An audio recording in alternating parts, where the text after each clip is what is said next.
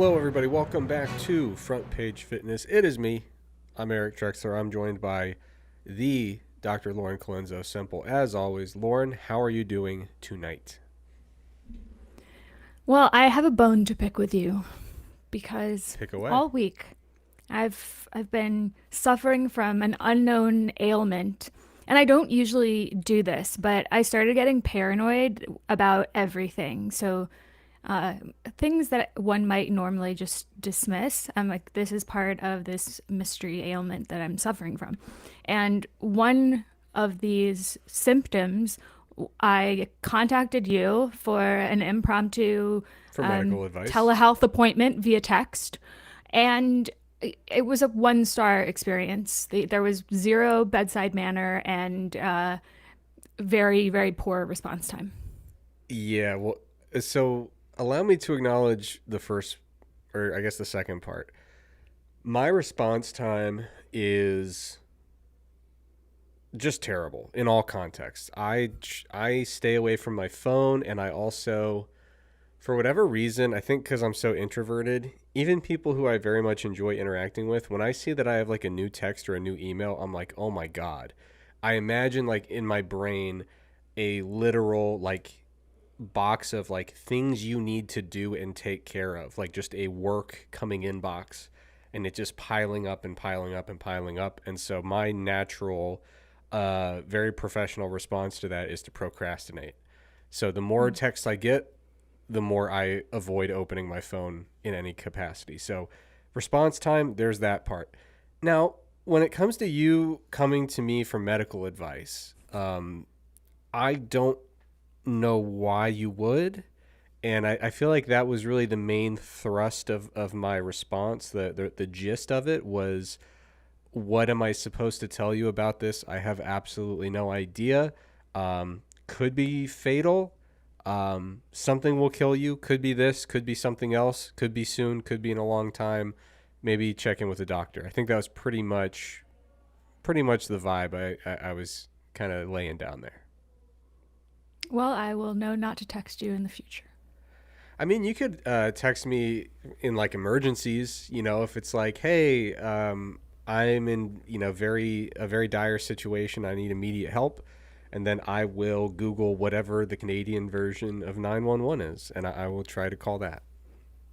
For the listener, I texted him a picture of my hand with the caption, "What is this?"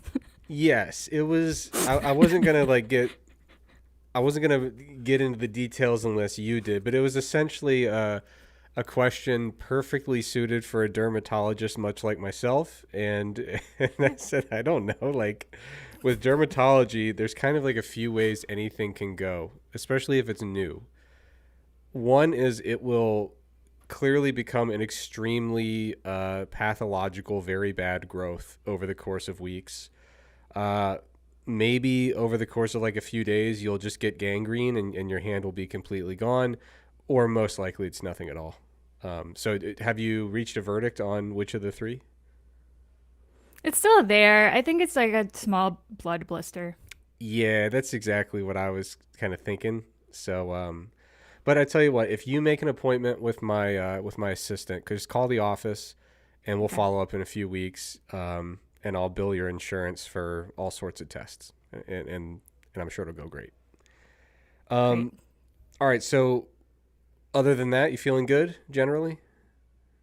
Yeah, Okay, good. excited to dive into some good headlines. Well, before we get into that, there's a few housekeeping notes. First of all, I was informed moments before recording that apparently the podcast version of our last episode is haunted.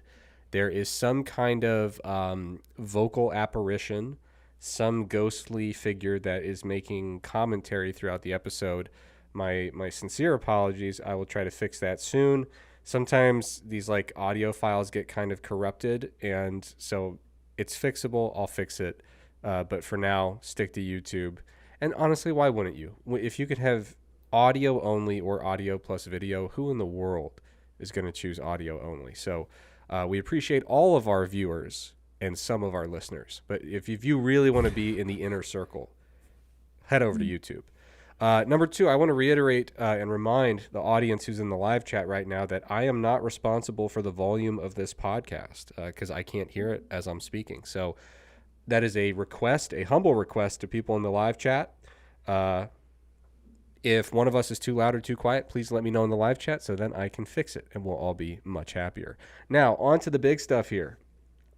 Baja Blast news. First of all, Lauren, I don't know if I told you, but Eric Helms, the co-host of my other podcast, Iron Culture, I don't know if I told you, but he tried Baja Blast 0 calories, and he was amazed. Like honestly, he was raving about it. He said it's up there on his short list of absolute top sodas. So a lot of good buzz for Baja Blast lately. We did have one viewer, John, fan of the show, who basically decided to take it upon himself to do what we all needed and go try the Baja Blast pie at Taco Bell. If you don't know what we're talking about, last week's episode was a huge deep dive into the whole Baja Blast universe and various Taco Bell flavors. So he said it was exactly what he expected. The filling was the filling tasted like Baja Blast, but in a very uncanny valley type of way. It was a bit unsettling. The flavor was a bit muted, and there was a weird aftertaste. John says that my comparison to a key lime pie was actually very apt, as the filling is citrus with some creamy component, and the crust is graham cracker. So very happy about my ability to guess about analogous pies without trying this. I was at first very concerned because I expected the review to be a 10 out of 10, and this did not sound like a 10 out of 10. But then we get we get the real scoop, the real story here that invalidates the entire exercise. So this pie is sold and stored frozen, and John's piece was below the recommended serving temperature. So basically, this is like if someone came out with their brand new delicious double IPA, and you write up this review and you say, I don't know, it was a little over the top, flavor was kind of stale, not a big fan. Maybe I shouldn't have warmed it up first. So I think, Lauren, you have certifications in wine. I have certifications in Taco Bell. As much as I deeply appreciate John and his commitment to the cause and his willingness to try this pie, I am afraid that we have to throw out the review. If it's not at the optimal serving temperature, you can't just go to Taco Bell and relax your culinary standards. Things have to be done the right way. Lord knows at Taco Bell, there's a lot of effort that's put into making sure every little detail is right.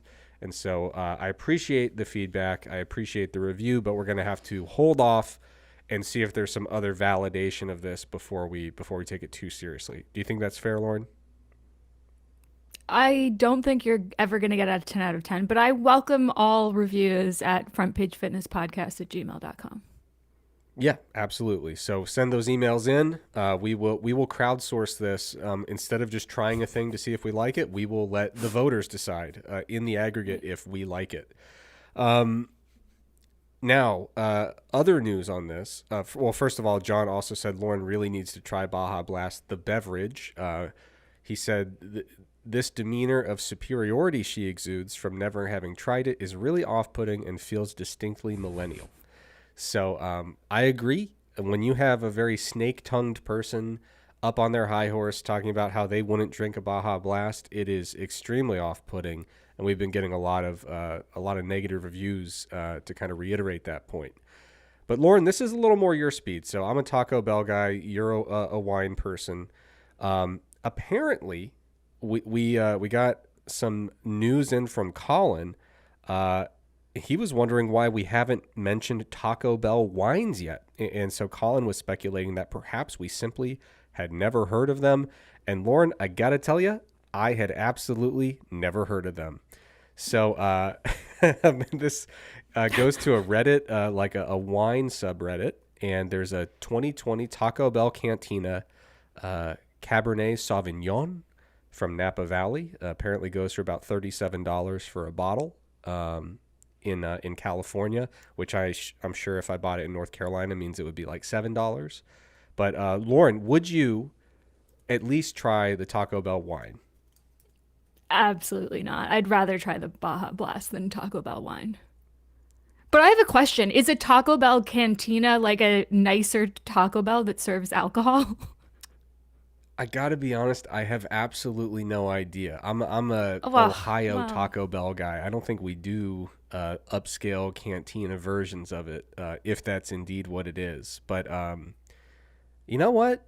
I'm all for it. I would certainly try a good Taco Bell wine straight from their winery. I'd love to visit. Check out all the what do they call them? All the rows of all the grapes and stuff. It'd be nice. They actually the put vineyard? in, yeah, vineyard. That's the word. I'm not a very classy Cultured guy. person in any capacity. Okay, so Correct. I looked it up, and a Taco Bell cantina is a totally different vibe and experience. It's like a lounge. Really? So is this an experience that is more suitable for you? They have fire pits, VIP lounges, outdoor patios, and there are only a few of them in the country. Wow, this is pretty nice looking, I must say. Not really my speed. I prefer, the humble roots of Taco Bell as an establishment, but to each their own. It's Well, good that maybe if they're you'd taken that girl to Taco Bell Cantina on a date instead of regular Taco Bell, the relationship would have worked out. one of the biggest issues with that relationship was that she was secretly married. So I don't know if I don't know if it was necessarily if we were one Taco Bell experience away from smoothing out that minor wrinkle, but I appreciate the idea. Could be, who knows? Hard to test the counterfactual there. All right, so Lauren, that's our next challenge. Is someone needs to go try this Taco Bell wine and tell us how good it is, preferably someone with a refined palate, so that Lauren will take your review very seriously. Okay. I want to give myself a little credit. I actually go to a very small vineyard very regularly. Near my home, out of nowhere, they popped up this winery that has a vineyard, and it's like the most beautiful setting, just kind of plopped in the middle of North Carolina. It's very random. You happen upon it, and you're like, how did this get here? And you feel like you're an entire world away. But yeah, I'd say I go to a vineyard every couple weeks to enjoy a nice beverage. But I don't drink it because then everyone will say I can't talk about health anymore. So I just go for the Right. You vibes. just look at it. I Yeah. would not drink an alcoholic beverage under any circumstance. I taste it and I spit it out. All right, Lauren, we have new news, fresh headlines. So, first of all, we've got a unique bowling event and a unique comedy show.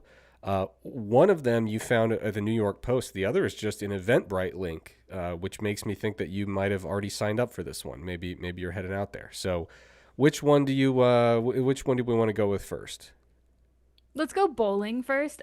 Sadly, we've missed the event. It was last week, but it looks like this isn't the only event of its kind. So, if you're interested, you can look out for future unique bowling events. So, this one, let's see here. How did you come upon this information? Instagram. Instagram. Was this like some kind of viral thing? Was you just randomly happened upon this? Somebody sent it to me. Okay, yeah. So it's uh, just looking at the thing here. So 4 p.m. to 8 p.m. Kind of early for what I what I would think for this kind of deal. But we've got balls out bowling. Yes, we have missed it, and it was hosted by Pittsburgh area naturists. So it says, "Get ready to get naked and have a blast at Balls Out Bowling, the ultimate bowling experience." So, any commentary you'd like to leave on this, or was this just a public service of getting the word out so people can mark their calendars for the next time? Well, I wanted to just discuss the logistics of bowling with mandatory nudity. Yeah. Were you ever a watcher of Seinfeld? Not the whole series, but yes, I've seen many episodes. So there was a great episode where there was a major plot point about good versus bad nudity. Jerry was dating someone who didn't wear clothes around the house at all. And, he would remark it, how she was very beautiful and, graceful and whatnot. But then there would be, when you're opening a jar of pickles and really, really straining with it. And he said, no, it's not good nudity. And then he Okay. tried to subtly make a point that maybe she should put clothes on sometimes. And he started walking around naked. It's a sitcom. There's a lot of ins and Oh yeah, outs. yeah, yeah. I do. Yeah. Now that And, you're and she saying, was I just like, recall. what are you doing? This is disgusting. So I definitely would put bowling in the bad nudity column for sure. I think, there's asymmetrical heaving of, what does the bowling ball weigh? 10, 12, 16 pounds. So there's stooping There's a lot of down. bending over. Yeah, this is not what you want to see. I think one of the and in my opinion, it really takes away from one of the great things about bowling, which is the bowling attire. You want to put on the goofy shoes. You want to wear the bowling shirt, the kind of classical loose fitting button up short sleeve shirt, maybe even has a little name patch on it. I mean, bowling is a very attire driven sport, and to take that out of it, I think is a huge shame. I'm gonna assume you agree with me, but I'm open to I'm being definitely surprised. skipping the nude bowling. Although I do take issue with the shoes that haven't been cleaned in 40 years. Oh, It's that's not where the you're wrong. most They actually sanitary. get cleaned every use. There's a spray that goes in them, which it smells like I don't know, a field of wildflowers on a spring day. Just a Mm. very subtle scent that just barely wafts in of fresh flowers. And so every single wear, they spray a very judicious amount. They don't, make them over chemically or soggy from this spray. So all your worries are taken care of on the shoe front. I'm happy to tell you. Well, shout out to the nudist community who's staying active. Yeah, I mean it's something. Um, Now this is an interesting question in the live chat. What if you have the shirt and the shoes, but everything in between is getting lost? And I feel like you do have to have the shoes for whatever reason. Oh, the shoes are mandatory because I think even in normal bowling, you have to Well, wear you the have shoes. to. Yeah. I Yeah. don't fully understand why. I'm going to be honest about that. Now that I think about it, I've never questioned what is it about these shoes. I guess maybe they're very particular The about the wooden the floor. traction maybe? I Yeah, don't but it's know. kind of just a wood floor.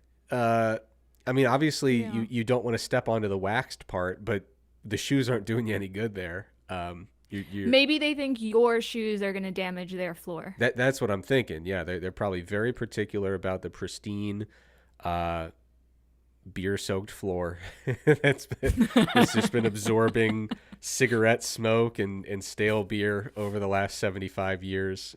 Because that is what let's be honest, every bowling alley smells like, you know, very Like stale unwashed cigarettes shoes. and unwashed shoes and a little bit, but in a good way, to be clear. I find the bowling alley to be a place of nostalgia. I remember as a Mm. kid that would always be, if we were going to bowl, it would be a rare event and it'd be something that was always very much looked forward to. Um, but Lauren, I don't know how you feel about this. I know how I feel about this. The main bowling alley in my area now, instead of being a place that, you find old nachos and people for some reason still smoking inside, the only place where people still smoke inside, and maybe drinking a pitcher of beer or something. The main bowling area in my area, the main bowling alley in my area is it's almost like a nightclub kind of vibe. uh it's like dark in there, and there's like a DJ, and there's like a dance floor, and there's games and stuff, and the bowling alley is just like a part of it. It's like a nighttime entertainment complex of sorts, some kind of like vibrant nightlife scene that they try to mishmash together in this one place. It's not how bowling was meant to be. So I find that to be very, very upsetting. I've been there once or twice, and I will not be going back unless forced. All right. It just Kind of doesn't do sounds it. like a Taco Bell cantina with bowling.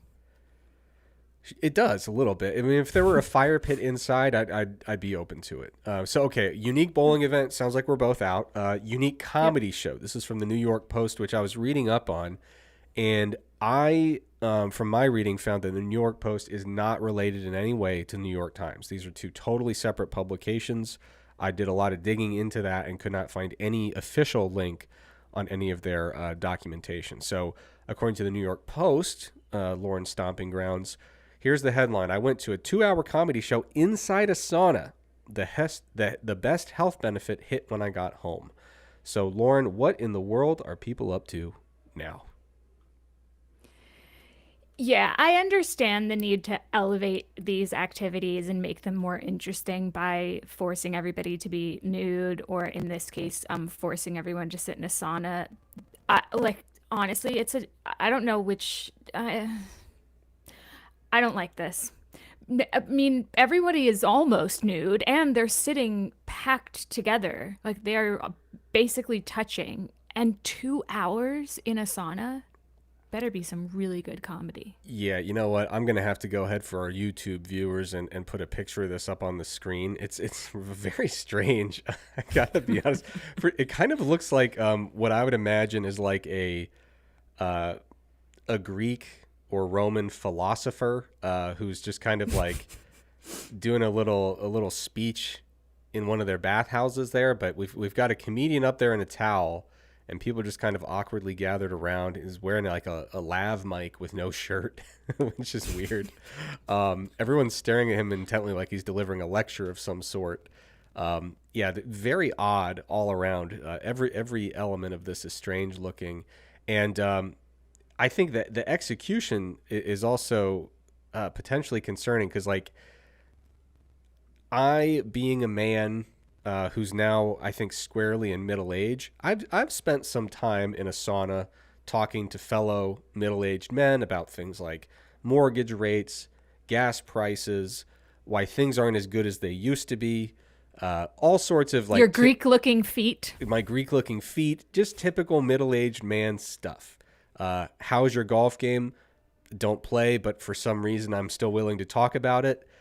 This is what happens. But what I'm getting at is as these conversations are unfolding, people kind of tap out at their own pace. Like, if you're in like an actual sauna that's like really cranked up, I think, what are they usually at? Like 180, 190 Fahrenheit, something like that.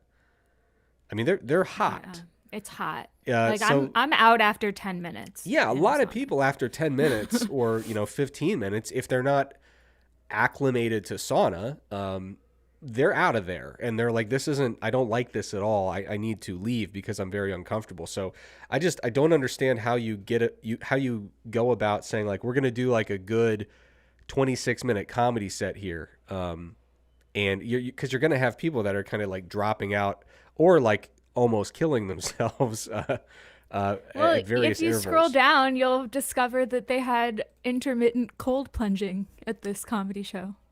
But wouldn't you have to leave the show to go? I mean, unless they were putting It the looks cold. like it was in an adjacent room. So I don't know how maybe it was a full group break in between Yeah, sets. it must have been. Yeah, so we've got a The, cold the whole plunge. thing just sounds like kind of what nightmares are made of. I don't want to. I'm So not. true story, Lauren. Let's make this a little sciencey. I was invited to speak at a conference in Finland, which was awesome. Love Finland. Love the university where it was hosted. But I was warned before I went, and the warning came in handy because the warning was prophetic. It completely came true. But basically, we were being shown around the lab spaces at this university. And at the end of the tour, we were in the faculty lounge, which, Lauren, I need you to understand, you and the listeners. When I say faculty lounge, imagine the place where the professors, have a cup of coffee between classes, where they literally store their cooler for lunch, and go heat it up in the microwave. This is the break room. But since it's Finland, there was a sauna in there. And at the end of this initial introductory tour, it was kind of just like, all right, do you guys all want to get naked and have a beer? And as an American, that was not something I'm used to being asked in a faculty lounge, or in the break room of a workplace.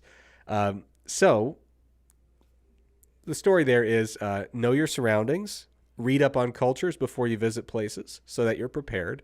Someone told me, they're going to probably on the first day try to get you naked and give you beer.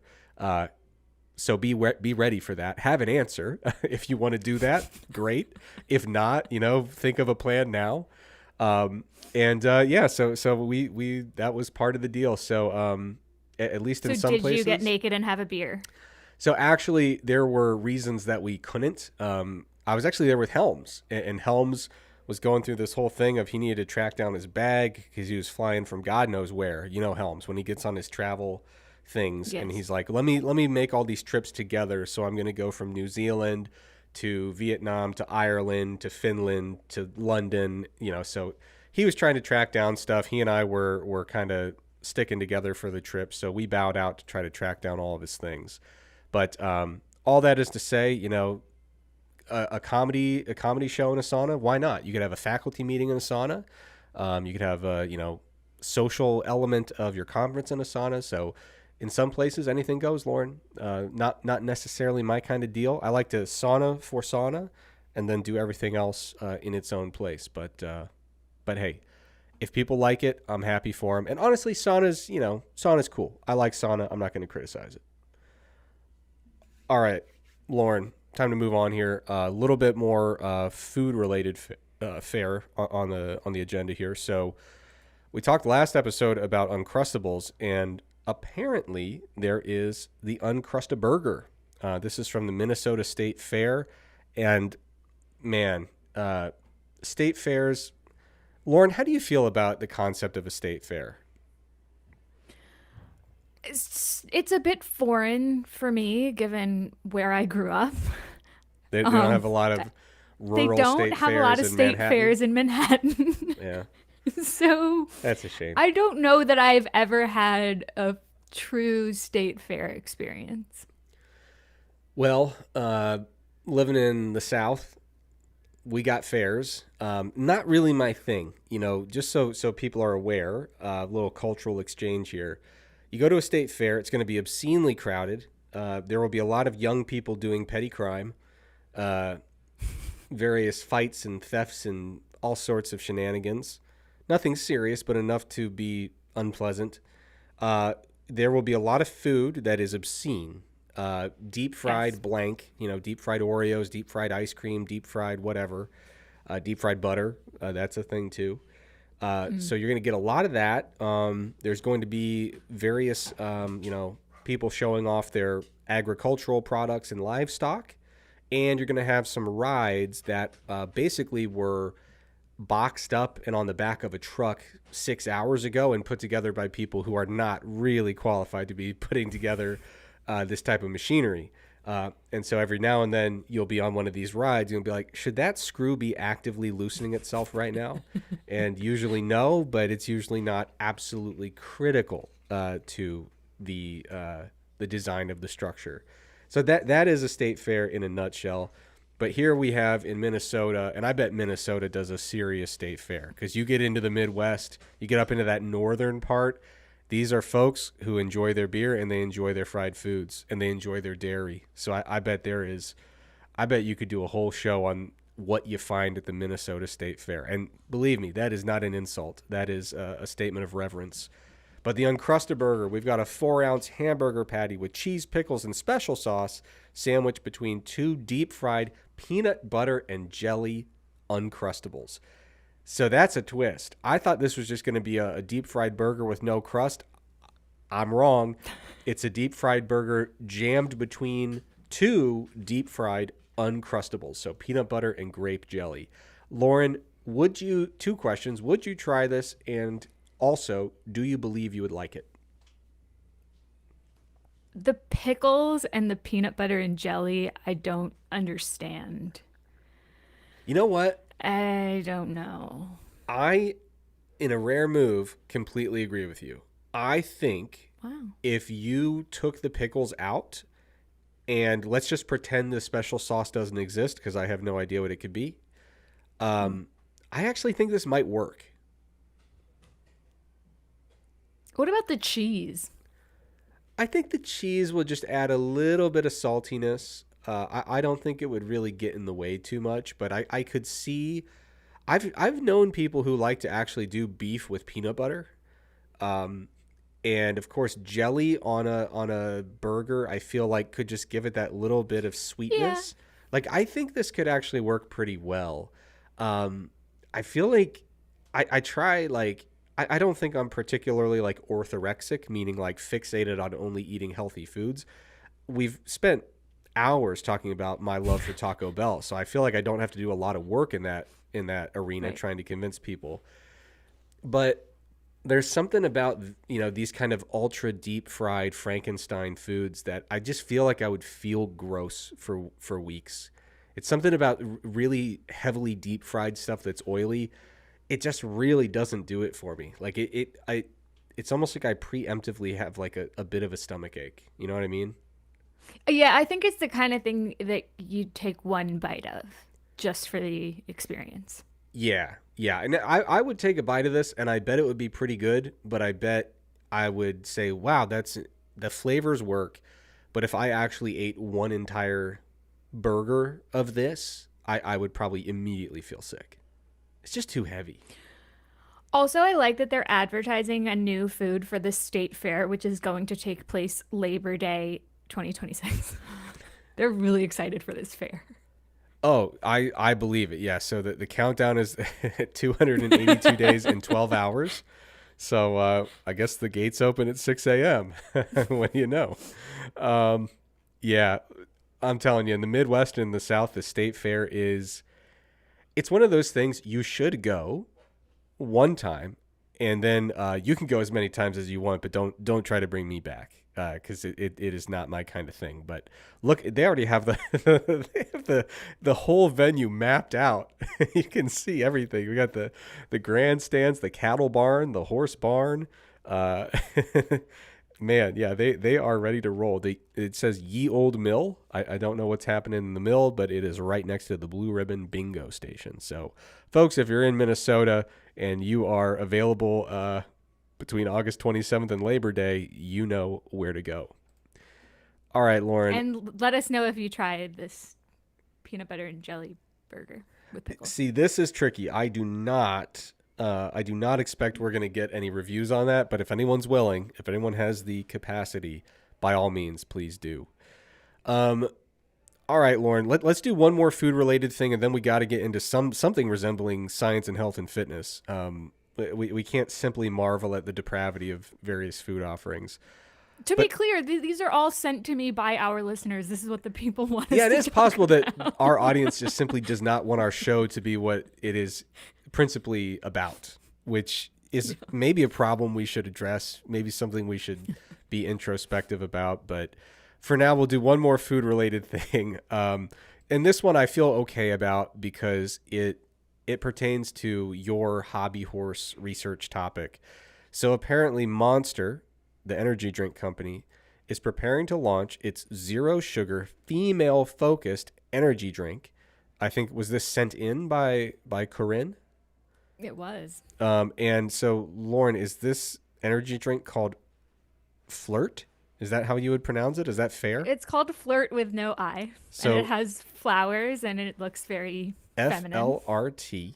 Hmm. So I'm gonna go ahead and show this on the screen, and I don't want to gatekeep the visual here, but yeah, Flirt. There's a beautiful flower.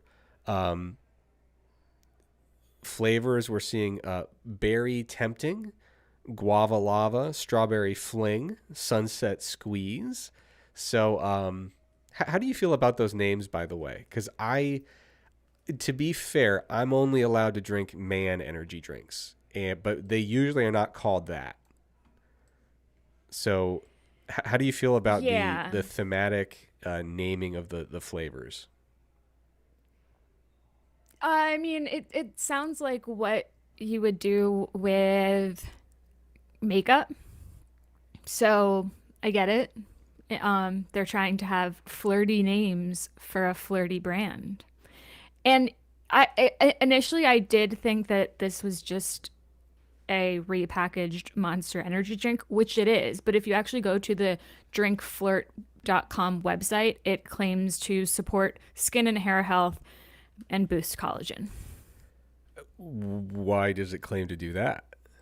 Unclear. So wait, Like what's the only ingredient list, the only ingredient list, or reference to ingredients is caffeine, but maybe they threw some collagen in a it does blend. I don't know. Or maybe it just boosts collagen because it's so fun to drink that no, I don't have a good answer. I don't know what is in this that could boost collagen or support skin and hair health. I do know there's 200 milligrams of caffeine. yeah, that's it's interesting because I've noticed that, energy drinks for a minute there started to kind of like, it felt like initially energy drinks were all like, let's go really heavy on the caffeine. And then there was this kind of like, well, maybe we should be a little more judicious with our caffeine dosing. But nowadays, yeah, you see a lot of stuff that jumps straight to 200 as a minimum, sometimes, upwards of 300. I was talking with one of my students in class who had an energy drink, and they were stunned when I asked them. I was like, "How much is in there?" And then they looked at it and they're like, "Oh, that's more than I thought." But yeah, so high caffeine energy drinks are flourishing right now. If you go to this website, I do feel like remarking on the fact that your cursor becomes a little flower as you try to move it around and click on things. So instead of being like a pointy finger or an arrow, you have a little flower. Yeah, I'm not really seeing anything that jumps off the page in terms of what makes this a girl energy drink. There was Their slogan is "Meet your new crush in a can." well, there you go. There was a question there. Someone said, "How is it female focused?" And then the only reply was not from the company, and they're just trying to compete against other products that are sold to women. So yeah, Flirt was born from a simple idea. Energy should be as vibrant, fearless, and fun as the women who drink it. I'm all for fun. Listen, I'm a big fun guy. I'm an enthusiast with regards to vibrance. So, but I must admit to a little bit of skepticism here. I'm not sure I get it, but Lauren, maybe that's the point. I'm not a woman. I'm not supposed to get it. That's right. Yeah. Only the women that it's for will get it, and I will self-select out of the consumer pool, leaving more for the people who get it, the people who understand it, and frankly, the people who need it. All Do right, you think Lauren. anyone should be concerned about drinking energy drinks? Not really. I mean, when I was young, we used to just get the good old fashioned geranium root, which is not really meaningfully present in the root of the geranium plant, and we would just give ourselves mini heart attacks before every workout. So I don't have a leg to stand on. Back when it was 1,3-DMAA was on the market, everybody was just crushing that stuff. I mean, you look at a lot of the uh, big organizations, be they government organizations or health related organizations, if they bother to put out a cap on daily caffeine recommendations, they usually say like, hey, only drink, up to like 400 or 600 milligrams per day. Which, if you have a energy drink in the mix, 200 milligrams, you're well under that limit. You still have wiggle room for other caffeine that creeps in. Of course, some people are very sensitive to caffeine. Some people are not. Caffeine itself doesn't really seem to be a problem, but a lot of times when we look at what's happening with someone who drinks multiple energy drinks per day, usually they sleep like crap. They have not just insufficient sleep, but just bad sleep habits in terms of total amount, quality, consistency from day to day, things of that nature. Usually these are people who are painting with a broad brush here, but I've been there before, so I'm allowed to. People who are not sleeping enough, they're using energy drinks to kind of power through the day. They're probably not taking the time to cook nutritious meals. They're probably eating like crap. They may be using nicotine as well for additional energy. There's kind of this whole cluster of things that kind of paints this negative image over the heavy habitual energy drink user health connotation. But in reality, there's generally not much in there that you would be necessarily worried about. So yeah, I don't see an energy drink as a bad thing. It's just you got to be mindful of those other habits. You need to make sure that you don't live off of cigarettes and energy drinks and prepackaged foods for months and months and months on end and sleep like crap the whole time. That's not what you want. But like I mean, hell, for a while there, Lauren, people used to think that coffee was bad for you, and they're like, man, sucks that coffee's given everybody lung cancer. And then they were like, wait a minute. Turns out people who drink more coffee tend to smoke more cigarettes. And so once they started unraveling some of those correlated negative health behaviors, they started to say, actually, coffee intake seems to be, initially, it looked kind of benign. Now it actually looks like there are some modest health benefits from drinking, up to moderate amounts of coffee. So, yeah, I'm not worried about energy drinks, but make sure that you're not living the lifestyle of someone who needs energy drinks to get by. I think that's really the take home point. What's your stance on energy drinks? I know you must have embraced them at some point because everyone involved in fitness at a certain period did. But what's your current relationship with them?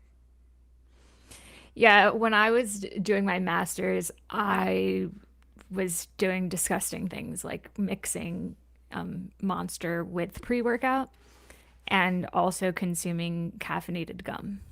That was a dark time. So I've been there. Generally, I think they don't taste very good, and I would rather have a coffee. Yeah, I mean that's one thing I will generally advocate for is that when you are drinking coffee, there's literally hundreds of potentially bioactive compounds within coffee. More than a few of them are associated with positive health outcomes. I don't think you're going to coffee your way to a fundamentally different health status. But I think when you ditch coffee and go for the energy drink, you probably are foregoing some modest health benefits that come with the other elements that are present in the beverage matrix of brewed coffee or brewed tea. So I do try to make a point of drinking coffee more so than energy drinks. But at the end of the day, it's probably not a huge deal. That said, you remember when they did that study on Starbucks coffee and the caffeine amounts Yeah, per yeah, coffee that was was like wildly different? yeah, that was So crazy. Yeah, so there was a study where they just went back to the same Starbucks several days in a row, got the same exact thing again at the same place, and the caffeine content I think was it fluctuated from like 200 something milligrams to like 500 something milligrams. And it's not because Starbucks is, spiking some of their beverages with caffeine and not others, or but basically, the caffeine content of your beans is going to depend on the growing conditions, how they were roasted, how they were actually brewed.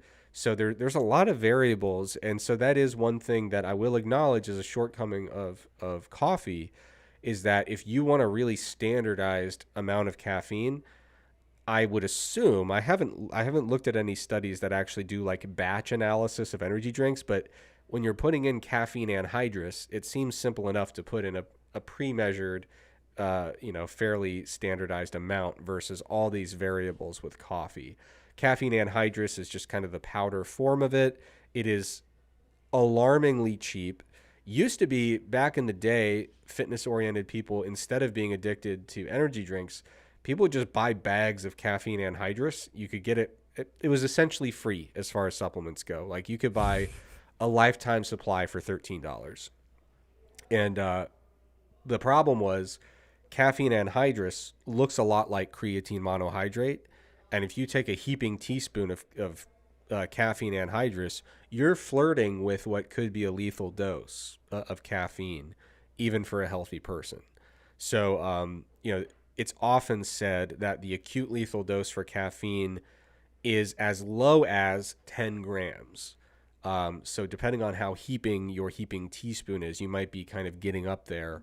And there have been instances where people are believed to have died from mixing up, their creatine scooper and using it to scoop out caffeine anhydrous, thinking it was creatine. So for that reason, I never, ever, ever recommend that anyone buys caffeine anhydrous as a powder. If you want to buy caffeine pills, knock yourself out. But yeah, the powder, there's just been too many publicized instances of people messing it up and accidentally, like, really, dangerously overdosing. And Lauren, there was actually one story back in the day of college students who were doing like a little fun, in class mini experiment, and they were supposed to get 300 milligrams of caffeine, and the TA or professor or whatever gave them 30 grams of caffeine. And again, the acute lethal dose, the lower range of it, is often Jesus. said to be about 10. So we're talking about very comfortably into the lethal dose range. Fortunately, none of the students died, but a few of them did need like emergency dialysis because their kidneys were failing. Wow. This was very, very serious stuff. So all that is to say, like, I am generally like, I try not to keep too many poisons in my home where a teaspoon of it would kill me. That's like my It's general. a fair rule. That's my general rule. And so for that reason, I'd say if you want to have some energy drinks, knock yourself out. If you want to have caffeine pills, that's fine. I hate to admit this about myself. I think this makes me look very. It's not a good light to shine on myself. But with my current coffee habit, I will admit I was traveling with my wife. We were staying with people. I didn't want to be a pain in the ass and be like the moment we wake up, what's the coffee situation? So I actually did get to the point where I traveled with caffeine pills, which was like not a proud moment for me. But I knew I was like, when I wake up, I probably need to like get 200 milligrams just to get the gears turning a little bit. Mm-hmm. So that's something that I should eventually address, but eventually is not today, Lauren. Okay. How are you doing lately with caffeine? You've been to the abyss of being extremely dependent. What's your current intake? I have at least one, sometimes two coffees a day. All right, yeah, that's just a normal functioning adult. Yeah. Good Maybe for a bit. you. I'm happy for you and very envious. All right, Lauren. We got one here. It says from health.com, 7 exercise you think burn a lot of calories but actually do not. So please educate us, Lauren. What are the exercises that do or do not burn calories? They're sort of all of them. um, it's yoga, Pilates, Tai Chi, walking, the elliptical, and bar, and casual pickleball or tennis. So they're kind of just picking on a bunch of exercises, but I thought this was a good article as a kind of jumping off point because the other day on Instagram, I posted, burning calories during exercise doesn't equal weight loss. And that made some people very, very mad. And whenever I have discussions about weighted vests and walking with a weighted vest, then people are always saying, well, it's got to burn more calories, though, right? And so then you start to get into a discussion of when we start an exercise program and we don't address anything about our diet and we just kind of let things happen as they may, then we don't end up actually expending as much energy as we would anticipate. And although this makes people really angry, I think it's something that a lot of people don't fully understand. And it can be a really helpful thing to understand so that you set realistic expectations for yourself if you are on an exercise plan where weight loss is an important goal. So I thought we could have a little bit of a chat about that because it's right in your wheelhouse. And there's been some chatter about a new paper that came out, kind of challenging one of the models of metabolic adaptation for which you are a shill. Oh yeah, big time. Yeah, so a paper came out within about the last month or so, and I got immediately messages saying like, "Is this whole concept debunked?" Uh, and and so it is worth kind of clarifying. So, in a nutshell, very briefly, The research I do here at Duke University, I do it alongside Dr. Herman Poncer, who is the actual pioneer in this space. He basically had a lot of good ideas. They're pretty well supported. And then I came along and said, hey, that seems cool. Can I get in on the fun?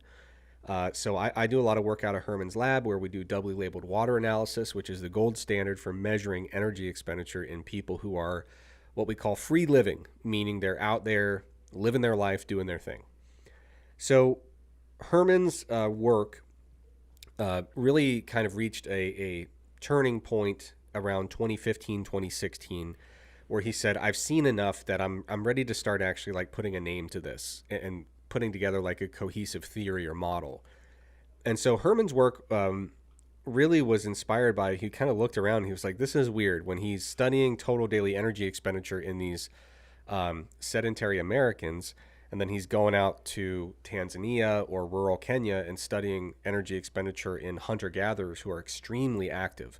We're talking places where you have to walk very far in the morning to get water for the day, carry heavy water back. Every calorie you consume is either foraged, farmed manually, or hunted. There is no market.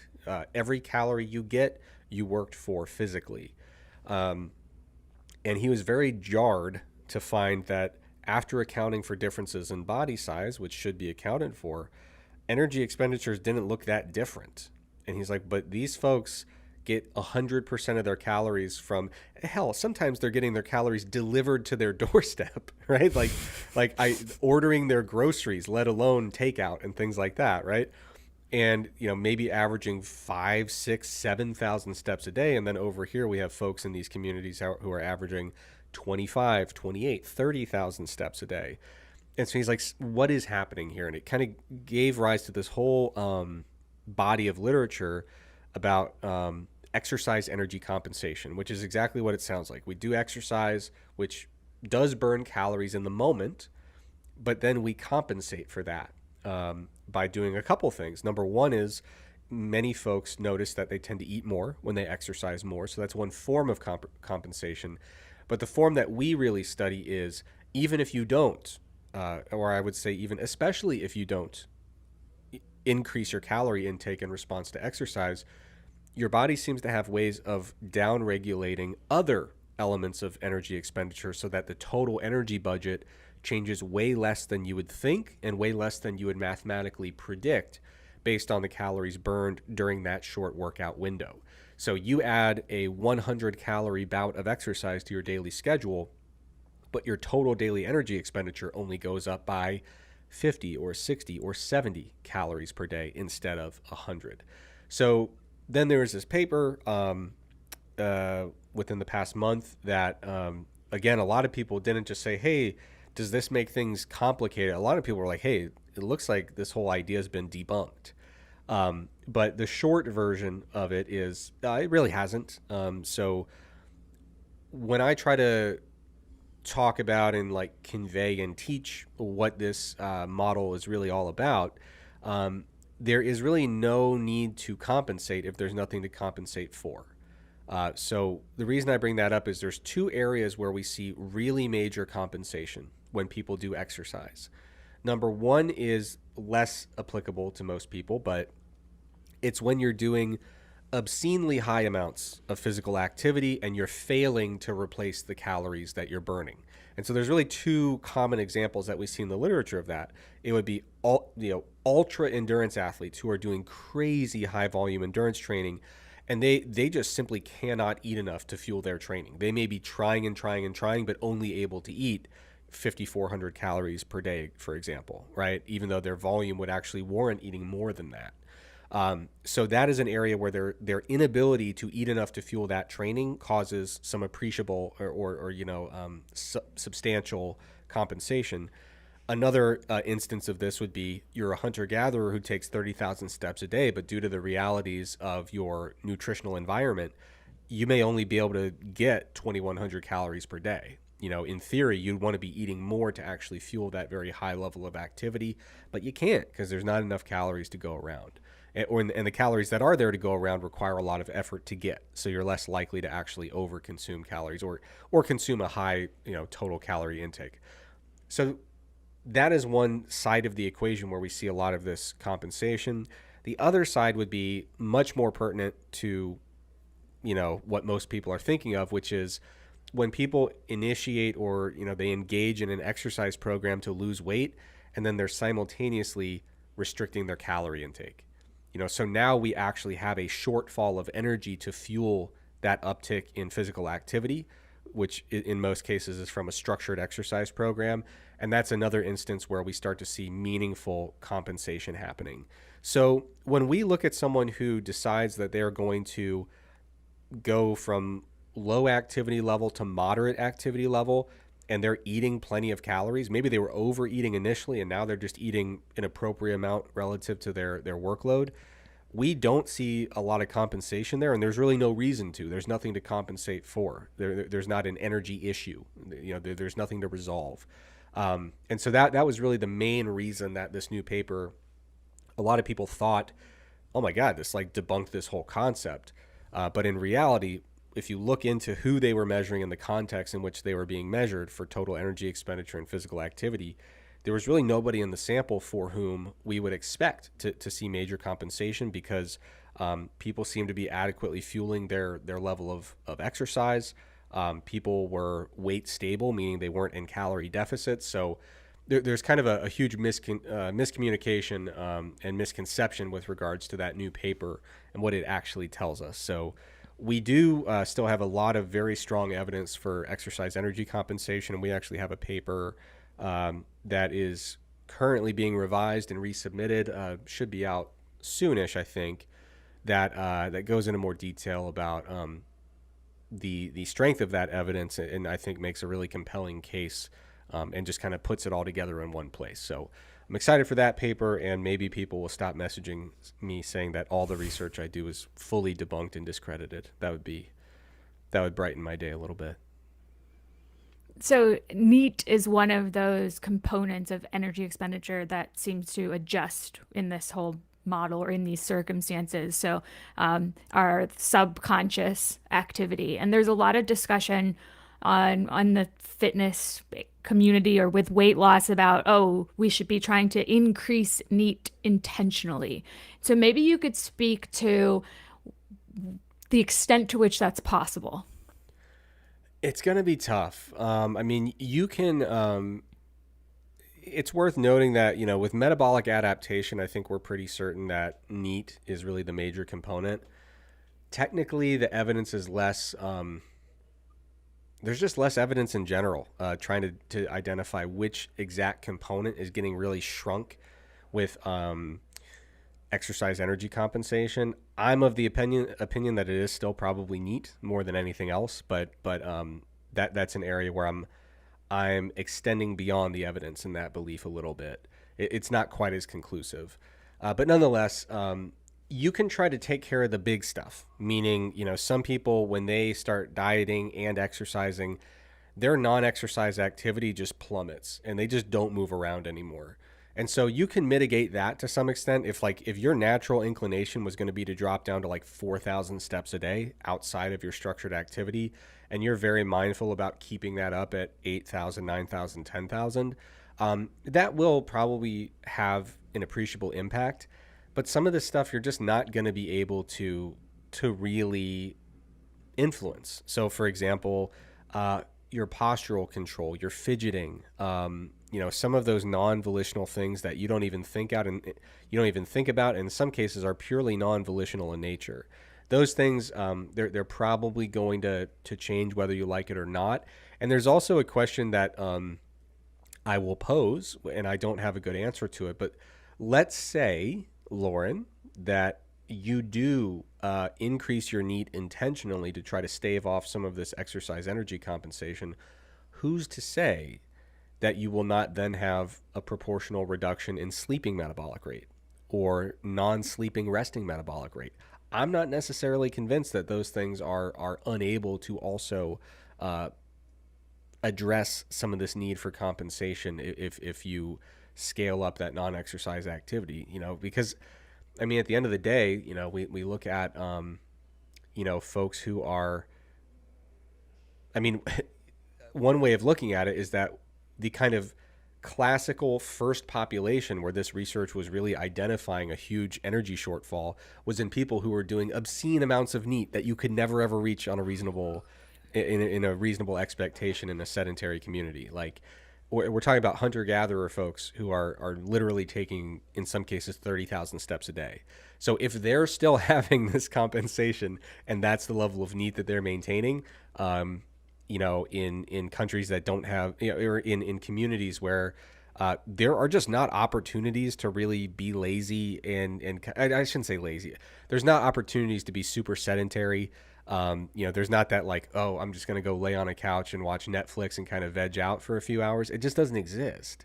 And so if they're not doing enough NEAT to attenuate the issue, I do not have high hopes that, that your typical sedentary American is going to be like, well, what if I took a walk at lunch?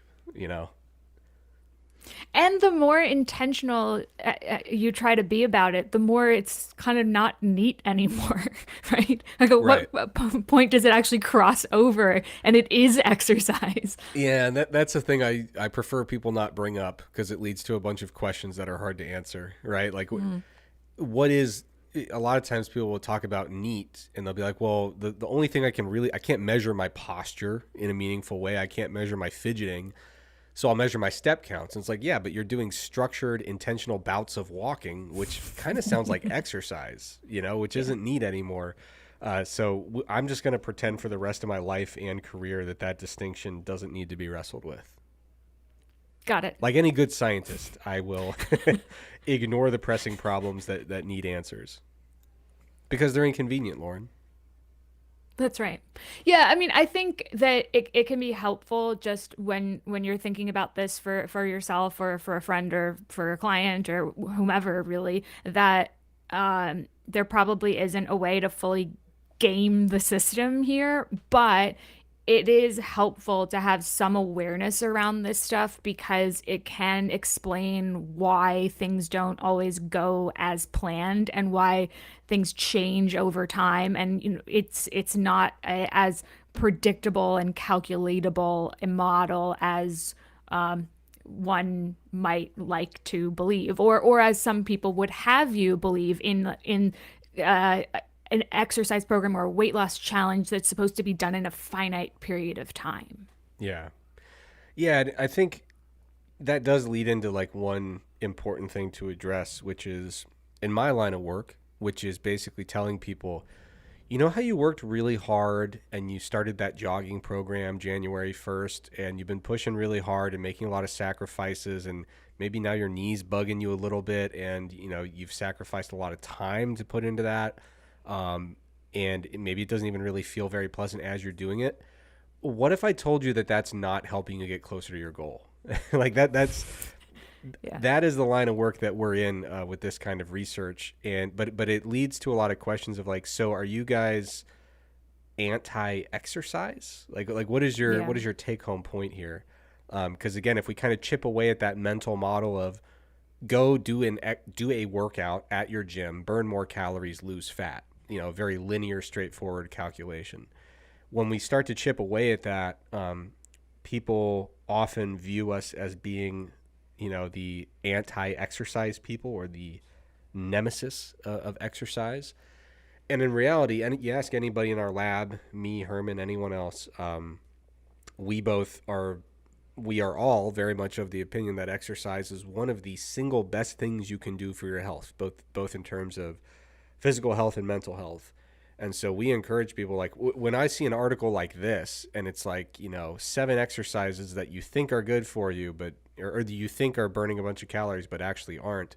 I think a lot of people mentally kind of do a little translation or approximation and say 7 exercises that are worthless or 7 exercises Right. you should skip. Like I should never do. Yeah. And so like, Why bother? man, people that would be skipping out on Pilates if that's their only kind of like resistance-y type training, people that are skipping out on yoga if they have, any kind of tightness that's bothering them, people who are skipping out on Tai Chi who are also struggling to manage their stress, people who are skipping out on walking, even though it's a really enjoyable activity that they do with their spouse after work or after dinner. someone who you go down the line, someone who's quits their pickleball league and their main source of social interaction outside of the workplace, and because they're like, no, it's not burning enough calories. You go on down the list, and whether you're talking about, stress reduction, cardiovascular benefits, musculoskeletal benefits, social benefits, exercise just has so much to offer, and physical activity in general has so much to offer. And in a way, I think we are the ultimate exercise advocates in my lab, because we say, why are you reducing this wonderful multifaceted intervention down into just the burning like coal as if it were a big furnace? Like, it's not just about doing things to spin a hamster wheel and try to burn off some energy. There's multifaceted benefits from these interventions, and by getting less bogged down in the caloric side of it, you can start to embrace the other elements of what is this doing for your musculoskeletal system, your cardiovascular system, what's it doing for your mental wellness. So there's so much more to be had there in exercise. And so I think these types of articles miss the mark twice, because first they kind of feed into a narrative about exercise and caloric expenditure that's not quite true in terms of burn more calories and you have this very straightforward path to fat loss. But then they also, I think, failed to really adequately highlight the non-calorie related benefits of a lot of these activities. So hopefully people are, I think people are these days adopting a more holistic approach to kind of how they view exercise. And I remember, Lauren, we're dinosaurs. When we were young, the idea of exercising for your health was to do cardio. Walking didn't count. You had to be jogging or cycling. Lifting didn't count. Lifting was just for sports and bodybuilding, basically. Like if you go back into the 90s, people did not say, yeah, I'm lifting weights for my health. And if you go back into the 70s, people didn't say, I'm lifting weights to get even better at sports, because they all thought it made you slow and impaired your flexibility. Like, it actually surprisingly was not that long ago that strength coaches had to make a major pitch to get college football teams on board with lifting weights, which is the most insane thing you could possibly think of in hindsight. But even like Olympic sprinters for a long time were resistant to lift weights. So all that is to say, the idea of Women weren't allowed to lift weights. well, and women also weren't allowed to like run marathons either until shockingly recently. I also think historically the way exercise was marketed to women was exactly as we were discussing, as a weight loss tool. So that's why you go to the gym. It is because you are trying to lose weight. Exactly. Yeah. So all that is to say, I think it's good that more and more people seem to be looking at different forms of exercise and looking at exercise just in a very different way than we used to, which was always in the 90s, it was burn calories and get your heart rate up. And that was pretty much all there was to it. So yeah, I think if you like one of these 7 exercises, I hope that articles like this don't get between you and that activity that you enjoy, because certainly, you look at the statistics of people who are just well short of meeting exercise or physical activity recommendations. Anything that makes people feel conflicted about the physical activity they're already doing ultimately is not doing us any favors in terms of helping the population reach those marks. All right, Lauren. To close out here, do you mind if I hop into the live chat and embrace our small but growing army of rabid fans here? Go for it. So first of all, huge shout out to the live chat. A lot of really great engagement. I appreciate you all coming out on a Monday night. Joe Blow was saying, hoping today's the college football episode. That's actually next episode. So I'm sorry, you are one episode early, but next episode we'll get into all the hits, such as, wow, Texas really underwhelmed. How did South Carolina blow that lead? Is Oklahoma legit? We're going to hit all your favorites, all the highlights. I'm unavailable for that Yeah, episode. I'll do that episode when Lauren is gone or when she's here. I think that might even be more enjoyable, watching the life drain from her eyes. Let's see here. Oh, someone also said, hoping this is the episode where Lauren, they called you Dr. Colenso Semple, rates her myriad dogs on a scale of cool to good. So which of your dogs are cool and which of your dogs are good? So I'll have to bring them on sometime for the live chat to see in person. Parker is good. Yeah, Parker Mia is a is sweet cool. Parker's a sweet Like soul. Parker just loves people. She just wants affection. She wants to sit on a lap. Um, Mia is like, if she was a teenager, she would be cutting class and smoking cigarettes. Wow. And then you had a third in the mix, don't you? The littlest one, Ted, is like he's in between. He just wants to chase a ball, and he makes bird noises when you don't throw the ball. And that's like the most annoying thing about him, that he won't stop making these kind of chirping noises if you don't throw his ball. But otherwise, I think he's cool. um, Yeah. I have you've had cats, right? no. No? Okay. Well, I struggle to even think of how I would put my cats on the scale because maybe I'm just older and more lonely than I used to be. Maybe this is in my head. But I feel like cats, their personalities are so complicated. Like they're Yes. very complex little creatures. There's a lot going on in those tiny brains. So I can't even really fit them on these spectra. I just know that Izzy, the older cat, is an angel, the sweetest animal that ever lived, and perfect. But she's very chill. And the little one, little Chai, she is so pathetic and dopey. I think that she is substantially less smart than the average cat. Um, like by a So that makes her good, but not very cool. yes, but she's always causing trouble. She cannot tell when Izzy doesn't want to play with her. Mm. She is constantly getting into all sorts of trouble, but in a very sweet, pathetic way of like, you don't really understand you're doing things wrong, do you?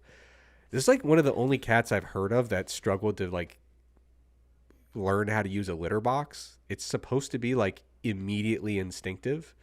Mm. And she really struggled with it. So, and she's also, we got her so young and she's so needy and adorable, but like she won't eat unless you are literally within arm's reach of her. Like you have to convince her it is safe to eat because she's so like dependent and sweet and clingy. So I think Izzy Sounds is, like some attachment issues. oh, big time. Yeah.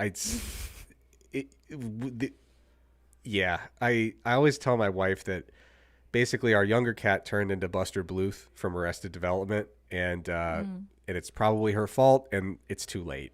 Like there's nothing we can do about it. So, Yes.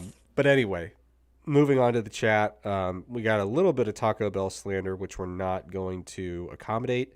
Someone mentioned the main reason you go to the bowling alley was to play Street Fighter 2. That's actually very true.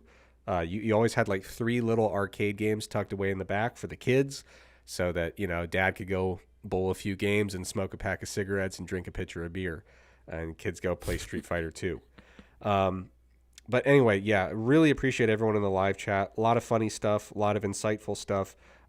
Someone said that they were getting spammed with carnivore diets in relation to their chronotype, and the quiz keeps telling them that they're a dolphin chronotype. Have you heard of this, Lauren? No, I'll have to dig into that. Yeah, unfortunately, I hate to tell the listener, I don't think you want to be a dolphin. I think that that's No. one of the bad chronotypes. So, good luck with that. I wish you well. And then someone said that all the research I've been doing is fruitless, and they are my online nemesis. So that's tough to hear to close out a show, but it is what it is. So, Well, people are Lauren, usually insulting me, so it's time that you got some heat. yeah, but the insults on you are like superficial stuff. You're unlikable. Your personality is abrasive. You have a snake tongue.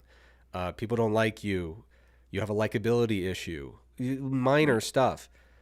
For me, I mean, talking about my work, this is a much more serious and much more personal issue than just being flatly unlikable, in my opinion. So, um, but you know what? If it gets people Mm. talking, please send all the arrows at me and Lauren, preferably Lauren.